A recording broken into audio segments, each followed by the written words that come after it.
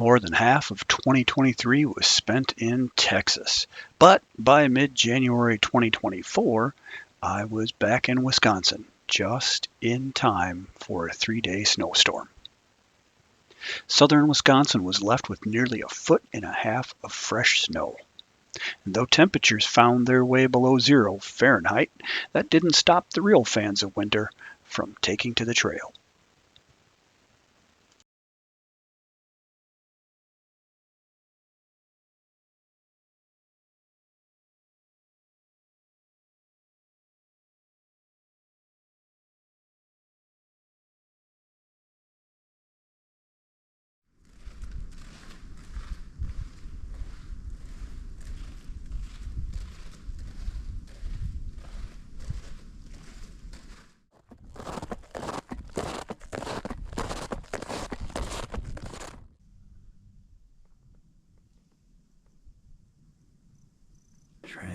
This is why you put on layers, you dress warm, and you just get out here in these temps, even if it's for an hour.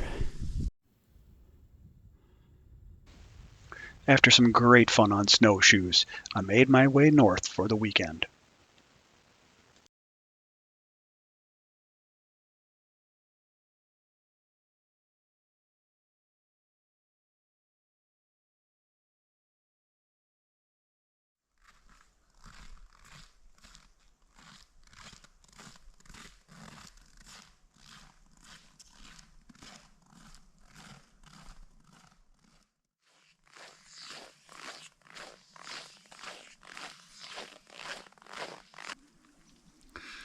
Good morning, truckers. It is Saturday, January 20th, 2024, about 7:15 in the morning.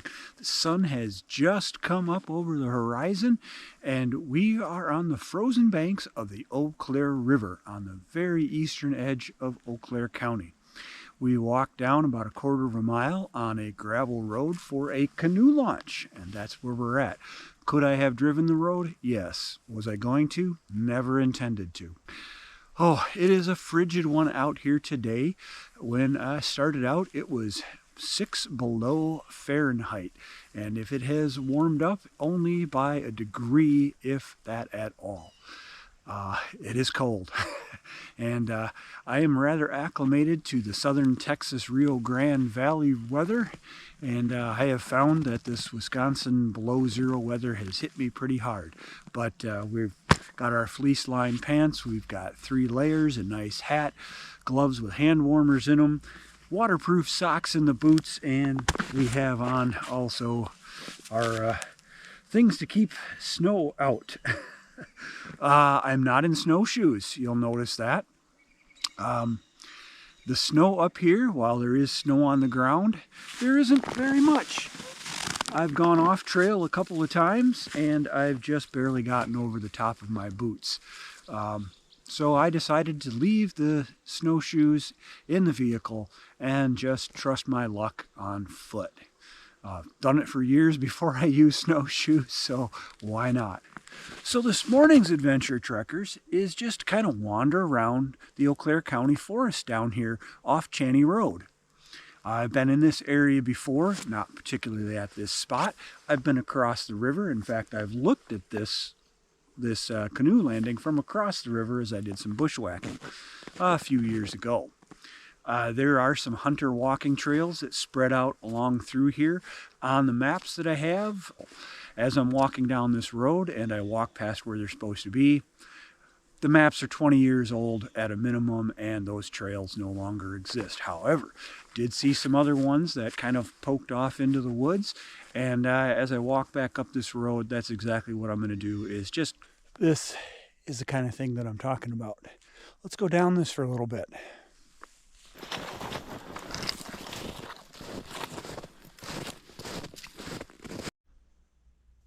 Got about a half mile in, and I can see that it goes up around the corner. There's a lot of deadfall over there. Looks like there's a path that kind of goes along this low ridge, but it's nearly impassable.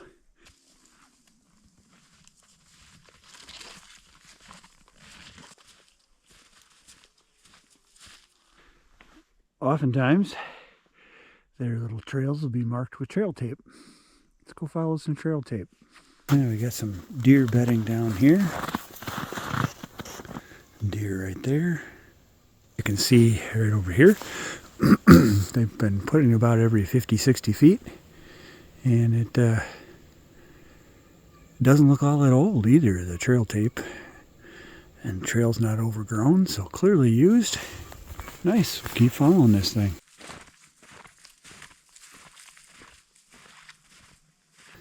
There's the river down there. The trail took a hairpin turn and following along the top of this ridge, heading back the direction it started from. I'm guessing we're probably going to end up back at the canoe landing. Well, GoPro took a dump on us. It's just a little too cold for it, I guess. After 3/4 of a mile of tromping around on that trail right there, we are back out onto the forest road. And that is the path over there that we went in first time. Right around the corner of the oak tree, we're going to find the trail tape for the way we went in on this little trail. It seemed further than 3/4 of a mile, but that's about all it was. Well, what do you think, guys? Should we give this guy a go? See how far up in it goes? It's really cool, a nice little oak clearing here. You can guess what song I'm thinking of right now, eh? Oh, that does feel good. Warming up. It's already warming up. That just makes it even more so. Maybe it'll thaw out the beard, eh? I'm guessing this was the road they cut in with the machines to log off this clearing. But if you peer off just a little bit, we'll follow Mr. Deer Tracks, who have been for quite a ways paralleling this draw here. You see it starts to narrow and narrow, and as you go down it gets wider and wider. And I don't remember crossing this, and we would have, so I don't think this goes all the way down to the river. Alright, more trail tape. I spotted the deer prints there going in first and saw the trail tape.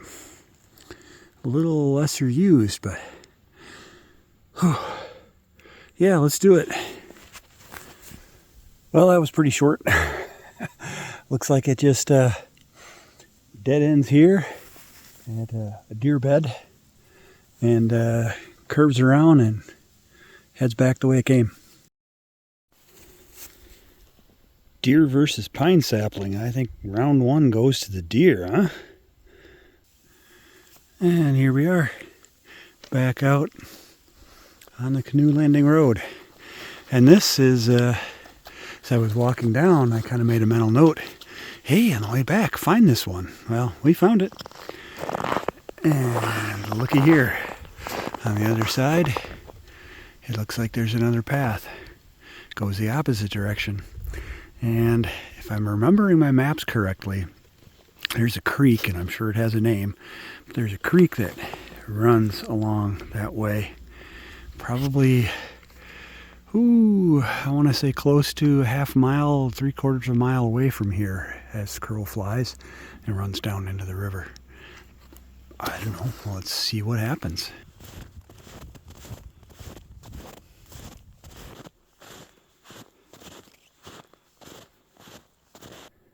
Took a little bit of bushwhacking, not very much, but just off the trail is the creek, which is actually the north branch of the Eau Claire River.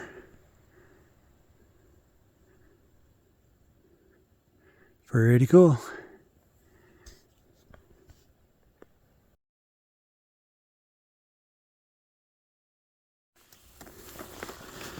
A little winded here. Been climbing up and down these little rises on this trail. It's heading north.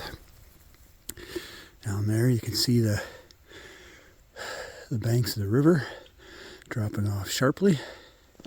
And now we're going to head up into this pine forest. I am presuming this is just looping back up north, and we'll hit the canoe landing again, or we'll hit another trail that hits the canoe landing road, which is good. It's about time to start heading back to the vehicle. It's after 11 o'clock now. We've been out for a solid 4.5 hours, easily, maybe more. And voila, here we are. It comes right out to this 2-track straight ahead of us. We're going to run right back into the canoe landing road. And we're back to the forest road. And straight across, you can make out that used to be another 2-track, just like the one we were walking on. At one time, it looked like that. And this shows up on the map, and it was one I was hoping to take, but yeah, I don't think that's going to happen. That may be an adventure for another day, to see how far it goes and see how far we can navigate it. My guess is not very far. All right, so we're on our way back. I think that was our last detour.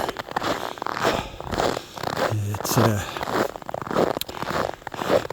been about 4 hours or so being out here,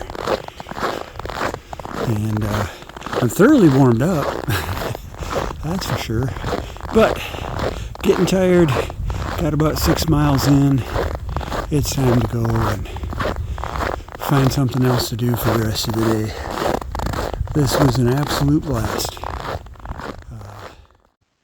Had another place to explore in mind, and with 5 hours of daylight remaining, off I went. Well, welcome back, trekkers. It's 2 o'clock on the same day, Saturday, January 20th. It is a balmy 8 degrees Fahrenheit, which is a whole whopping, 17 degrees warmer than it was when we started out this morning. On the other side of this river is the Red Cedar Recreational Trail. It is a bike trail during the summer months, and it is a snowmobile trail in the winter months. However, there is not enough snow for the snowmobile trails to be open, which means it's a hiking trail. So we're going to cross the bridge that's right behind us over here, behind you, in front of me, and hop on the Red Cedar Trail and take it north for a couple miles. There is a particular feature that I'm hoping to get to and hoping to be able to see from the trail. And then we'll make our way back here and call it a day. Should be probably around 5.5 miles round trip. Add that on to the 5.5 we did this morning, and that is a prodigiously good day of hiking, particularly in these cold temperatures. This is the Red Cedar River, of course, and it is way over in Dunn County. So we're about an hour west of where we were about 11:30 this morning, and we're in the Dunnville boat landing parking lot. All right, let's go have some fun. Over here, you can see the foundation for the old road. Used to run up a little bit closer on the side there, across the river. I don't know how long ago that would have been. A long time ago. We were only probably 45 miles, 43 miles due west, and you can just see how the character of the landscape has changed. And it was kind of fun driving through here and actually being able to see that change and drive into it. We're into more of a driftless region now, where instead of the loose, sandy, rolling soil, we have big blocks of sandstone and deep valleys. So we're not quite a mile in here on this thing, and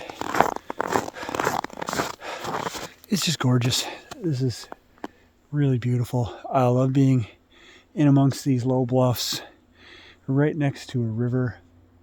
And there's a sign that says no motor vehicles, but clearly somebody took their truck on this path, which is good for us because it gives me a nice walking path.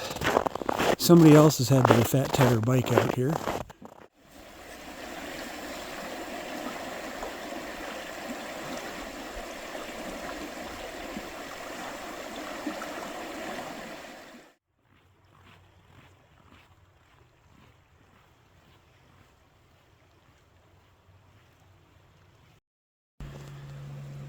there is a table in a half mile.